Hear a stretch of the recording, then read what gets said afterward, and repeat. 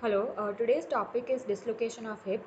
This is the topic of final year BPT in the subject of PT ortho. So we all know that there are three types of dislocation.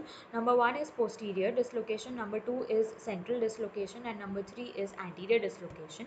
First of all, coming on to the commonest dislocation, which is the posterior dislocation. As we all know that it is commonest and it happens when the limb is adducted and flexed femur is pushed backwards by the violent thrust at the knee, and it is also known as dashboard injury because this is usually happening when the patient is sitting in the car and suddenly the brake is applied and the dashboard is hit on the will hit on the knee, and by this force the head of the femur will go posteriorly beyond the acetabulum. So here you can see the x-ray where the head of the femur is going posteriorly, dislocating it in the posterior direction. So what are the clinical signs and symptoms? Here the position of the limb, which is the most important part, will be flexed, adducted and internally rotated. As the position of the limb will be flexed, adducted and internally rotated, so there will be shortening of the limb. There might be localized hematoma which might be seen. Obviously there will be pain and edema. The other part is a femoral head might be palpable posteriorly if it is completely dislocated, and if it is subluxation then it might not be palpable, and diminished or absent pulsations. Treatment is usually it is done under general anesthesia, and the period of immobilization is 6 to 8 weeks. In immobilization phase, it is kept the limb is kept immobilized in the Thomas splint. Uh, Plus skin traction is given to the splint, or the plaster of Paris is done with the help of hip spica. The mobilization is started after 6 to 8 weeks. This is a picture of the Thomas splint. The next is the anterior dislocation. Here you can see the x-ray where the head of the femur has come out in the anterior direction. It is very rare and it occurs because of violent abduction force with the thigh flexed. Clinical features are here the patient will not be able to weight bear. Obviously weight bearing will be painful in all the three types of dislocation, and plus apart from a weight bearing difficulty, the patient will be having pain and tenderness at the affected part, and the limb will be externally rotated with lengthening. There will be lengthening as there is external rotation. Where there is internal rotation, the limb will be shortened, and that was in the posterior dislocation. But here, the important part is the limb will be in externally rotated position and it will be lengthened than the other extremity. Treatment is again done under general anesthesia and it is kept immobilized in the Thomas splint for 6 to 8 weeks. And if this conservative management fails, and if the if redislocation happens immediately, then only open reduction is done. Coming on to the third type of the dislocation, the name of this dislocation is the central dislocation. The mechanism of injury here is fall on the greater trochanter, that is direct hit on the greater trochanter, or during the RTA, that is the patient either falls or there happens a road traffic accident where the greater trochanter is injured and the head of the femur goes into the pelvis. Floor of the acetabulum can be fractured and the head of the femur is pushed into the pelvis.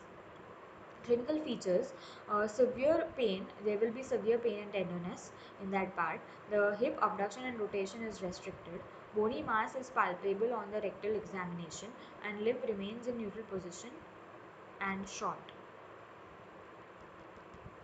The limb will be short and it remains in the neutral position. The treatment here is pelvic compression is required because of the fracture, or heavy skeletal traction is required in two directions. One is longitudinal and other one is lateral. And the after reduction, the traction is maintained for 6 to 8 weeks, and after that full weight bearing is started.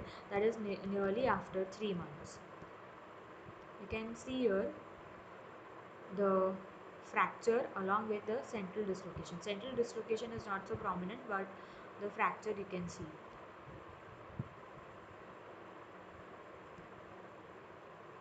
The PT management in the central type of dislocation of the hip is during immobilization, the strong isometrics has to be given to the gluteal muscles, hip flexor muscles, quadriceps muscles, and the hamstring muscles.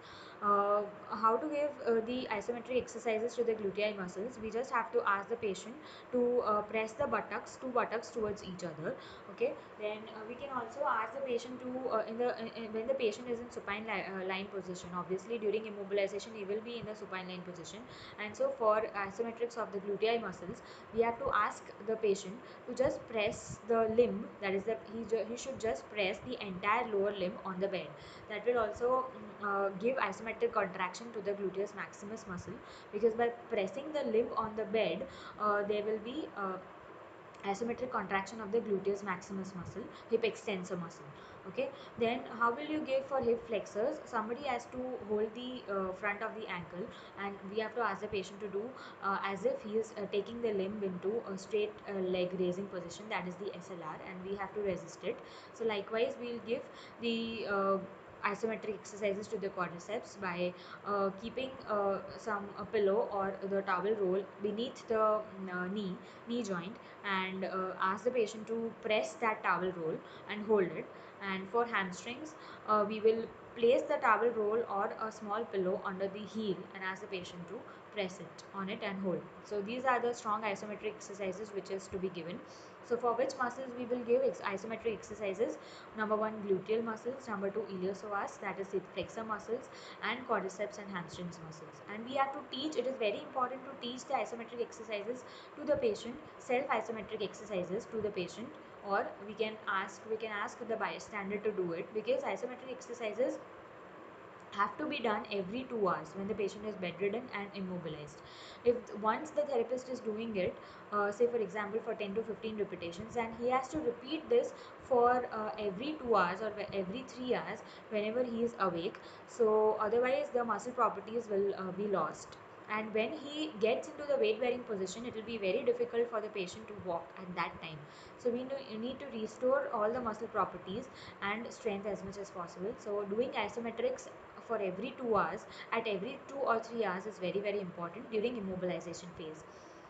Then after skeletal traction, small range of motion exercises are started after 3 weeks. We have to take care as per the direction of the dislocation. Uh, for example, for posterior dislocation, we have to take care in two movements. For example, hip adduction and internal rotation. This is very important, which means we should not take internal rotation or hip adduction beyond a certain point. Okay, we should only take it to the mid range in the cases of posterior dislocation, and this is during the initial phase of mobilization.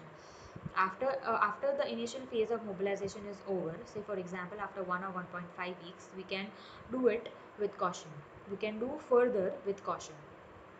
Next is abduction and external rotation are done with caution in the anterior dislocation, because if anterior dislocation of the humerus of the femur is there, and if the limb is again taken into abduction repeatedly till the end range of abduction and till the end range of external rotation, then there are chances of relocation of the anterior part.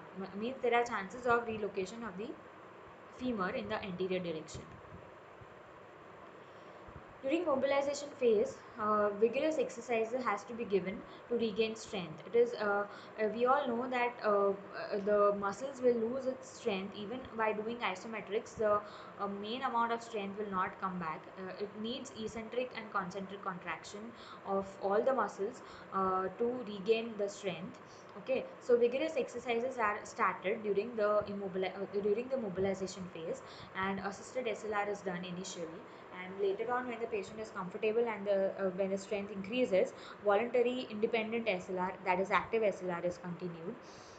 And in the last stage we can give SLR with hold, and after that we can give SLR with the weight cuffs, that is starting with the point 0.5 kgs, and after that we have to use 1 or 1.5 kgs and add the weights as required and as per the goal of the patient. And next will be ambulation will be started after few weeks. Complications of any types of dislocations are associated fractures of the pelvis, as we saw in the central dislocation, that the pelvis might get fractured with the neck of femur fracture whenever there is a central dislocation. Then injury to the sciatic nerve, avascular necrosis of the head of the femur, unreduced uh, reduction for unreduced reduction for a longer period of time, and osteoarthritis of hip, which is common, means the patient who had suffered from any type of dislocation in his childhood, that patient is likely to suffer from early degenerative changes in the hip joint. So that was all about the dislocation of the hip. Thank you.